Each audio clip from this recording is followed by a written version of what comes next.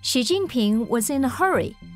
Just one day after Beijing officially ended zero COVID, and immediately following a meeting with leaders of the World Bank and IMF, Premier Li Keqiang told reporters that China is welcoming foreign investments and promoting an institutional opening up. That message was echoed by the Chinese ambassador to the U.S., Qin Gang, in an article titled How China Sees the World, published in the National Interest on December 27th. Ambassador Qin assured the readers that China's development means a stronger force for peace, not a growing power poised to break the status quo, as some call it. He also warned that if people choose to see the world from a democracy versus authoritarianism perspective, they will be ushering the world of division, competition, and conflict. Whereas if they view the world as a community with a shared future, then openness, cooperation, and win-win outcomes will be the fruits of their choice. Advocating openness and cooperation is in stark contrast with what Xi and his diplomats had exhibited till a few weeks ago. Why did this change happen? What is China's post-zero COVID recovery strategy? And does the West, especially America, have a role in it?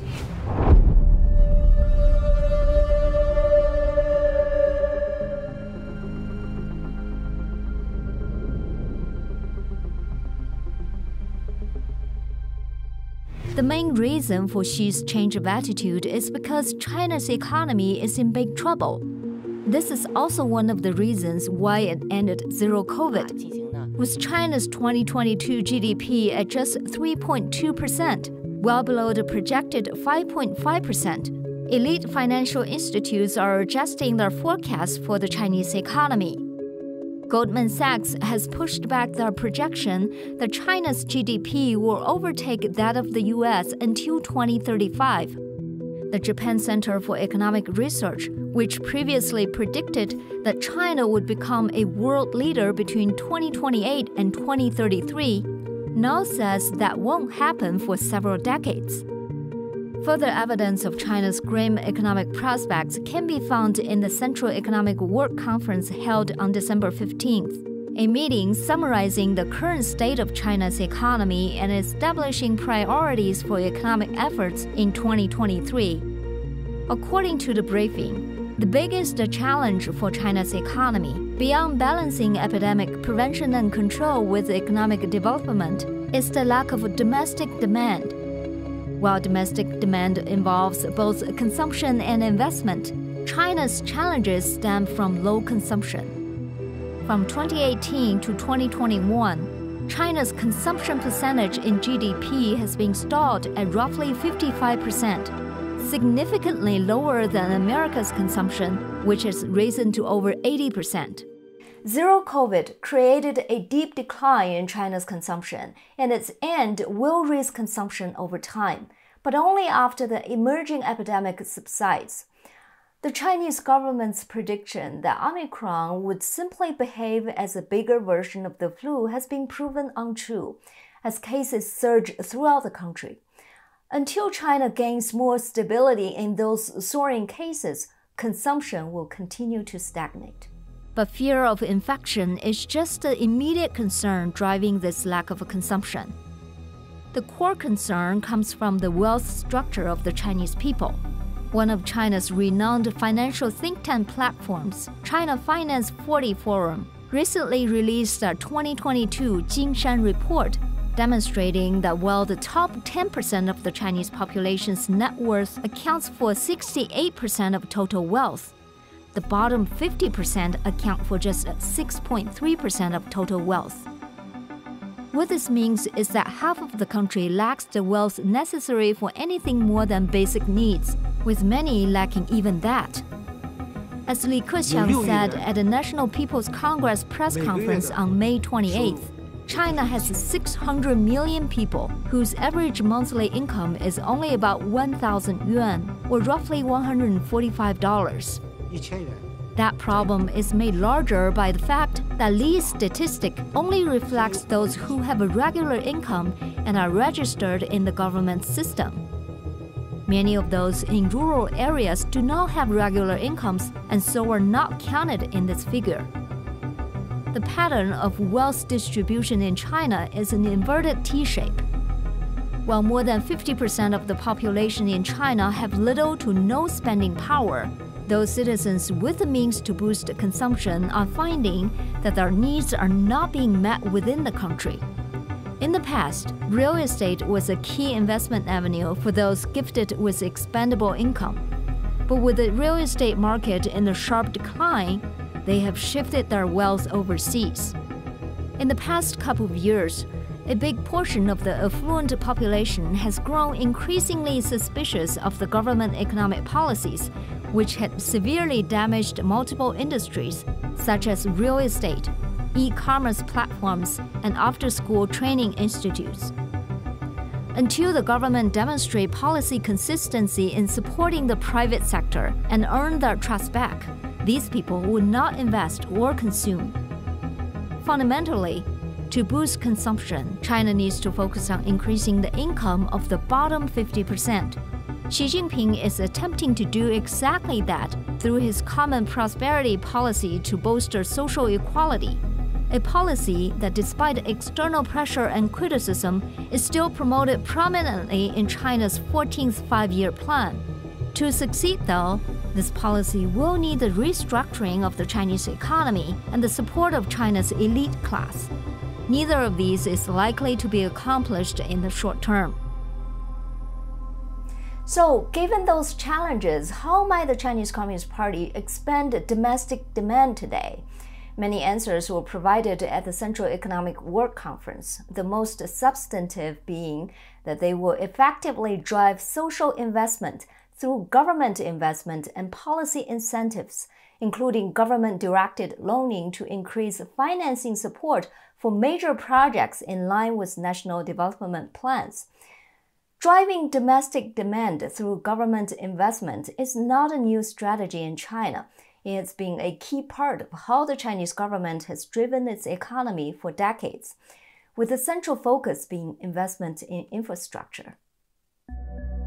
In 2021, China's fixed asset investments, including government infrastructure projects, new plants and equipment, housing built by real estate developers and more, accounted for 44% of GDP, up 4.9% from the previous year. Prior to that, those investments were about 50% of GDP for more than 20 years. The outcome of this bold figure is an inevitable excess. When there are no more infrastructure and houses to be built, China's economic growth will face an abrupt slowdown. That day has arrived. China is currently building far more housing than the Chinese people can consume. Roads, railways, airports, and shopping malls exist in ghost towns. Even so, the 2023 Central Economic Work Conference still cited government investment as a primary means of boosting the economy. In the State Council's implementation plan for the 14th five-year plan to expand domestic demand, government and private investment in new infrastructure, including new transportation and energy infrastructure, logistics systems, further urbanization and more, remains a priority. This strategy is constructed in part based on the helplessness that comes from knowing that consumption cannot be the engine of economic development, so they have to resort to the old way, investment. Xi demonstrates this approach in China's 14th five-year plan, highlighting how the government will lead and direct investments in key areas identified by his leadership in the effort to boost those sectors. But while the strategy is similar to what the party has done in the past, the focus is broadening. In this new plan, government and investment incentives are shifting to high-tech, digital, and new energy industries, in addition to the expected infrastructure investments.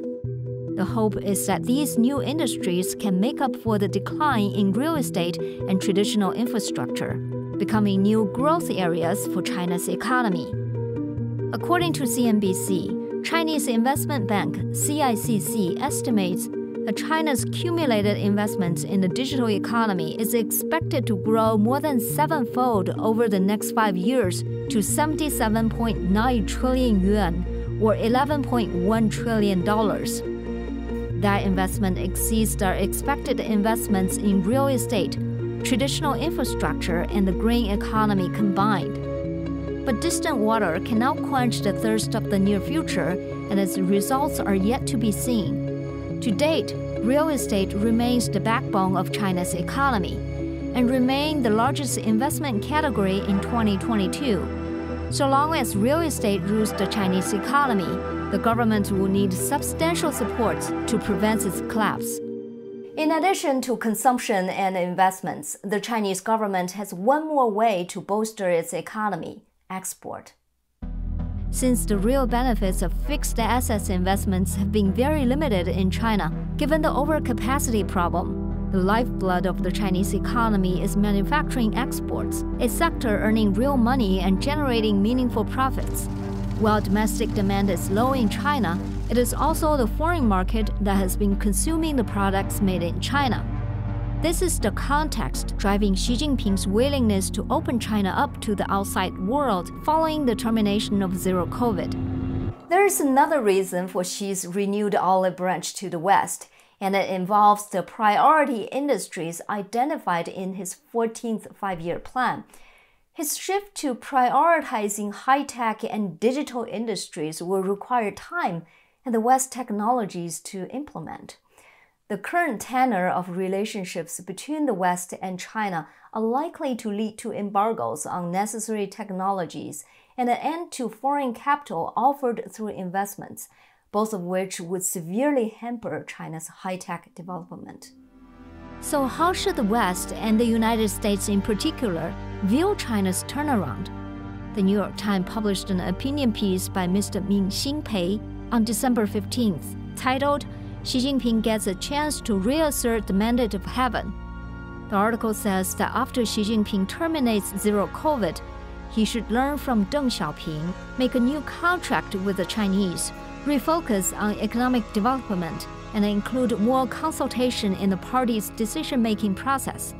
This would make the Communist Party's rule more secure and preserve his own mandate of heaven.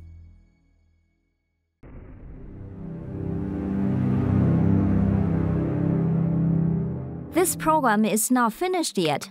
If you want to watch the rest of it, please become a member of our website, zoominyin.tv. $5 a month or $50 a year. Cancel anytime.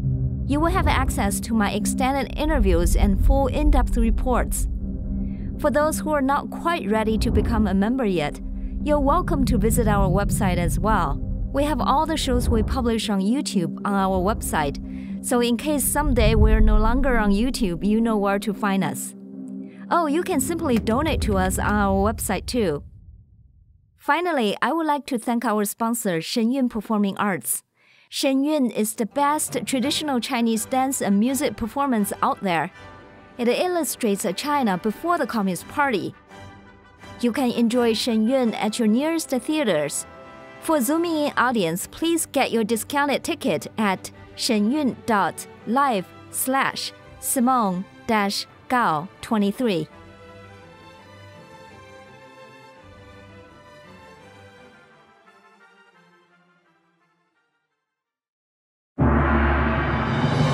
More than just beautiful dance.